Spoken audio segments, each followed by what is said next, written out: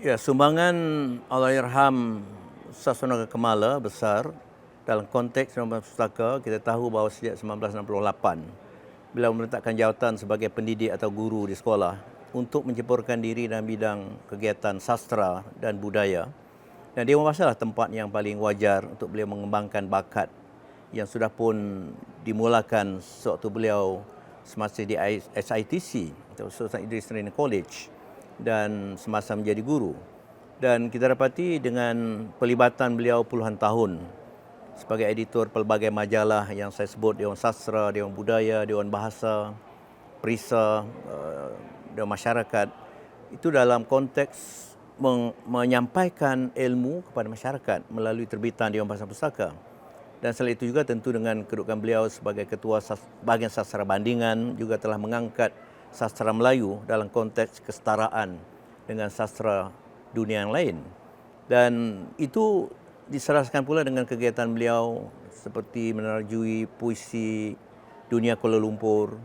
Dan pada saya pada saat-saat akhir barangkali sekitar 1 dekad atau 10 tahun sebelum beliau dijemput Allah, beliau telah memulakan satu tradisi untuk menyatukan para sastrawan Nusantara melalui Persatuan Umara yang tidak mudah dilakukan kerana kita ada MASTRA, Majlis Sastra Asia Tenggara, dan ada pelbagai wadah lain, tetapi tampaknya Allahyarham dengan kekuatan kepribadian sendiri telah menarajui Nomra menjadi satu badan yang diakui di peringkat alam Melayu Raya ataupun alam Nusantara.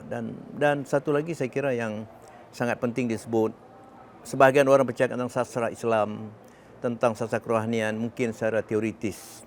Tapi Kemala telah membuktikan bahawa sastra Islam dapat disampaikan dengan puitis, dengan menarik melalui karya-karya beliau, terutama puisi. Dan dalam soal kenegaraan, saya sendiri sewaktu beliau menjadi ketua PENA, saya waktu itu menjadi Setiausaha Kehormat Persatuan Linguistik Malaysia. Kami senantiasa bergerak ke PENA, Persatuan Linguistik Malaysia, Dewan Bahasa Pustaka dan sebagainya dalam memperjuangkan soal kebangsaan, seperti soal bahasa kebangsaan, sampai kebangsaan. Dan saya kira hingga akhir hayatnya beliau masih tetap utuh dengan pendirian sikap beliau dalam perjuangan kewatanan itu.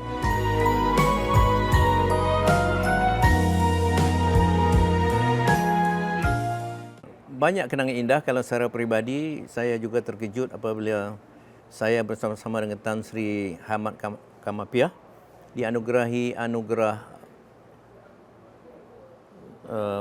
Patria oleh Nomra, dan atas dasar apa beliau memilih saya dan Tan Sri, saya kurang tahu, tetapi barangkali itu satu penghargaan beliau dan perkenalan peribadi, kerana saya sudah mula berkenalan dengan beliau sewaktu saya menjadi mahasiswa di UKM, dan saya sudah dapat menembusi Dewan Masyarakat dan Bahasa dan sebagainya.